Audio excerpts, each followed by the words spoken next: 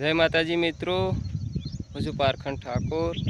આજે ખેતરમાં શેડવા આવ્યો હતો, પણ થોડુંક ખેતરમાં મોસમ ઊંચા પડતા હતા એટલે થોડું હરખું કરવું હતું, એટલે પાવડો લેવા જવું પડે હતું। એટલે ફેર આપણે કદાચ કોઈને પાવડો ના હોય તો ડાયરેક્ટ અમારા કલ્ટીમાં ભેળાઈ અને પછી માટી લેવી।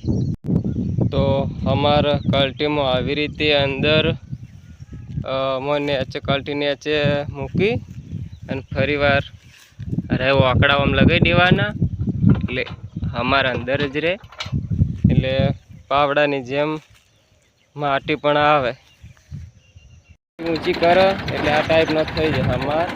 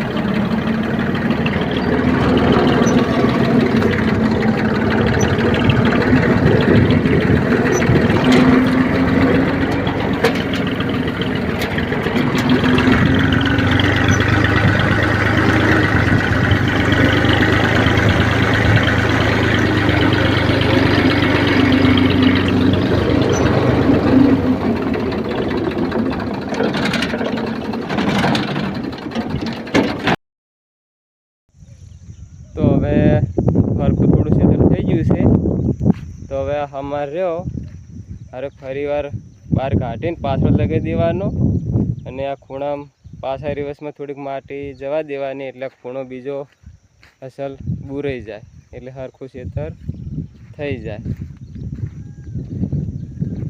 જો આ સ્ટાન્ડર્ડ ટ્રેક્ટર છે, આ જૂનું છે પણ બહુ બીજો ખમે છે। જો ખેતરે થોડું હરખું થઈ ગયું અસર, જેમ પાવડાથી આપણે માટી તોડે ને એવી રીતે જ એક હરખી માટી લેવરણી છે। જો અસર કોઈ કહે ના કે કલ્ટીથી એમ કે અમારે કરીને તોણી, આ પાવડાની જેમ જ એક હરખી લે તે ફાયલો। કદાચ કોઈને પાવડો ના હોય અને ખેતરમાં છેડવા જેલા હોય માટી બીજી તોણી હોય તો આવી રીતે જો આ ખૂણામાં અમુક પેલું કરીને એટલે પાછા રિવેસમાં માટી ઠેલવાની, એટલે ખૂણો હરખો થઈ જાય। જો આ મોસમ કમ્પ્લીટ હવે એક હરખું થઈ ગયું। જો બધે આ અસર હરખું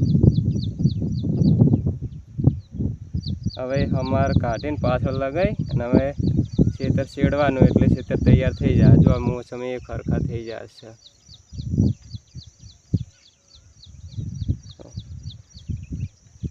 હવે પાણી કમ્પ્લીટ હવે આ બાજુ આવી જાય, એટલે કદાચ કોઈને એવી રીતે માટી બીજી પેલી કર્યું તો આવી રીતે અમારે ભેળાઈને માટી તોડવાની। તો ખેતર હવે શેડીને તૈયાર થઈ ગયું છે, તો જુઓ એક હરખું ખેતર થઈ ગયું। હવે ખાતર બીજું ભરી અને કપા વાવવાના છે। તો જુઓ, તો દરેક મિત્રોને જય માતાજી। ફરી બીજા વિડીયોમાં મળીશું, ત્યાં સુધી આવજો।